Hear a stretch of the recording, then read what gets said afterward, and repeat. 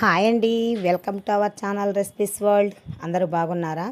ఈరోజు మనం ఎంతో హెల్తీ ఫుడ్ అయిన సంగటి తయారు చేసుకుందామండి. దీని కాంబినేషన్ వచ్చేసి పచ్చి పులుసు కూడా తయారు చేసుకుందాము. ఇందుకు మనం ముందుగా ఒక గ్లాసు బియ్యం పోసేసుకొని నీట్గా కడిగేసుకొని వాటర్ పోసి ఒక గంట సేపు నానబెట్టి పక్కన పెట్టేసుకుందాము. అవి బాగా నాననివ్వాలి.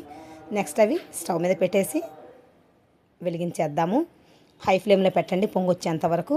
నెక్స్ట్ మనం అది ఉడుకుతూ ఉన్నప్పుడు మనం పక్కన పచ్చిపులుసు తయారు చేసుకుందామండి. ఏదైనా మీ దగ్గర అలా హోల్స్ ఉండే గరిటె ఉంటే తీసుకొని స్టవ్ మీద డైరెక్ట్గా పెట్టేసి ఎండుమిర్చి దాంట్లో వేసేసి కాల్చాలన్నమాట. లో ఫ్లేమ్లో పెట్టుకొని స్టవ్ అలా కాలనివ్వండి. కొంచెం బాగా ఎర్రగా మాడిపోవాలండి. ఆయిల్ అయితే ఏం అవసరం ఉండదు, అలాగే కాలవాలి. ఇద్దరు పెద్దవాళ్ళు అయితే పొయ్యిలో వేసుకొని కాల్చేవాళ్ళంట. కానీ ఇప్పుడు మనకు అవన్నీ ఫెసిలిటీస్ లేవు కదా, అందుకని మనకి ఇది ఒక ఫెసిలిటీ బాగుంటుంది వేయించుకోవటం. ఓకే అండి, అలా బాగా ఎర్రగా వేగిపోవాలన్నమాట. కొంచెం మాడినట్టుగా రావాలి.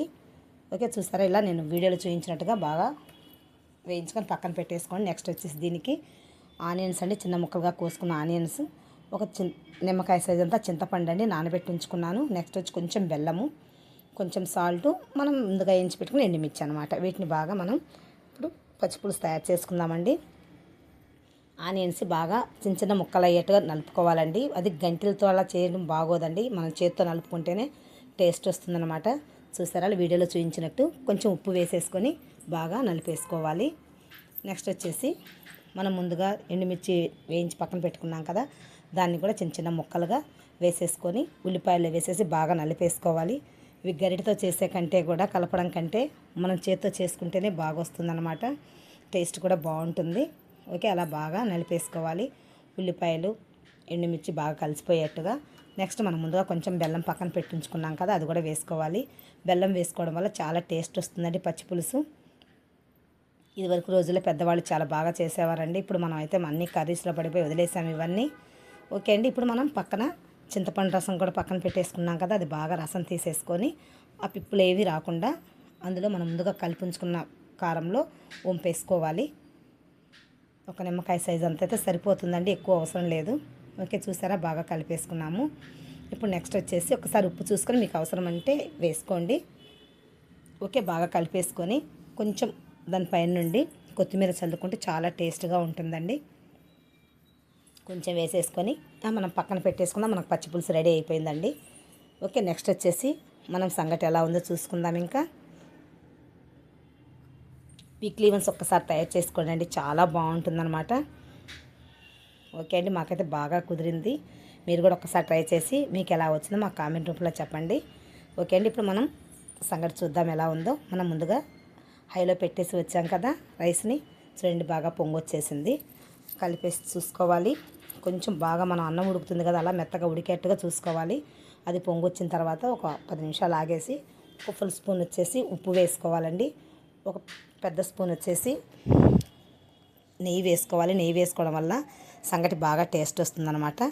అలాగే ఒక 10 నిమిషాలు ఉడకనివ్వాలండి. ఇప్పుడు మనం బాగా కలిపి చూస్తే మనం అన్నం ఉడుకుతుంది కదండి మెత్తగా, అలా ఉడికేట్టుగా చూసుకోవాలి. చూస్తారా? వీడియోలో చూపించినట్టుగా బాగా ఉడికిపోవాలి అన్నం. ఇప్పుడు మనం అందులో రాగి పిండి వేసుకుందామండి.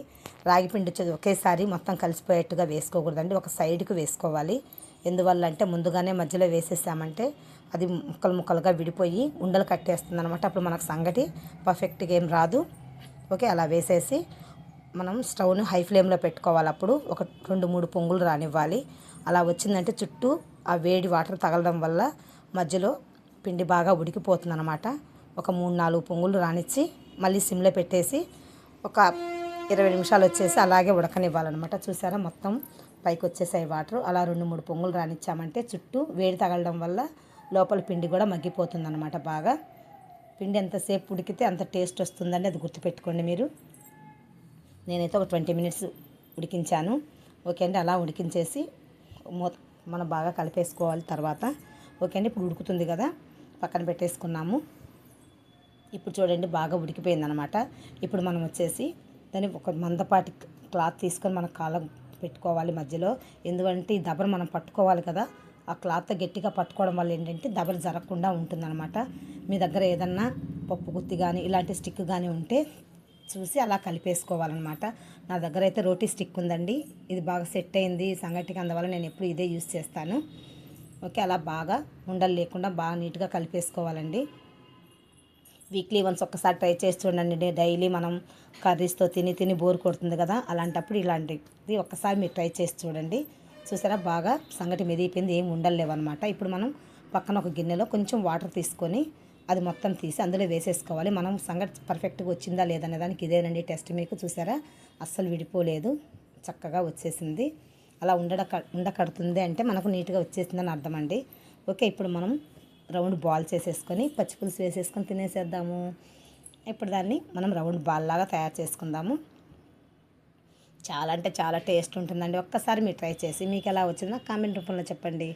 ఓకే, ఇప్పుడు బాల్ చేసుకున్నాం కదా, అది మనం తినే ప్లేట్లో వేసేసుకొని పైనుండి కొంచెం పచ్చిపులుసు కూడా వేసేసుకుందాము.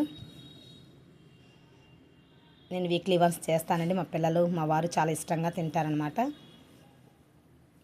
మా పెద్దవాళ్ళు అయితే ఎప్పుడు చేస్తుండేవాళ్ళు, మా అత్తయ్య వాళ్ళు కానీ మా నాన్న వాళ్ళు కానీ ఎప్పుడు చేస్తుండేవాళ్ళు అనమాట. నేనైతే ఈ మధ్యలో అప్పుడప్పుడు చేస్తున్నానండి. ఓకే, ఇప్పుడు మనం ఇలా మధ్యలో పచ్చిపులుసు వేసేసుకొని బాగా కొంచెం కొంచెంగా తీసుకొని అద్దుకొని తింటే చాలా అంటే చాలా టేస్ట్గా ఉంటుందండి. ఫస్ట్ చేయంగానే మా వారే స్టార్ట్ చేశారు, తిని చాలా టేస్ట్గా ఉందని చెప్పారండి. ఓకే, ఎంతో టేస్ట్గా ఉండే సంగటి పచ్చిపులుసు రెడీ అయిపోయింది. అంతేనండి, మీరు కూడా ఒకసారి ట్రై చేయండి. ఈ వీడియో మీకు నచ్చినట్టయితే లైక్ చేయండి, షేర్ చేయండి, సబ్స్క్రైబ్ చేయండి. Thank you for watching.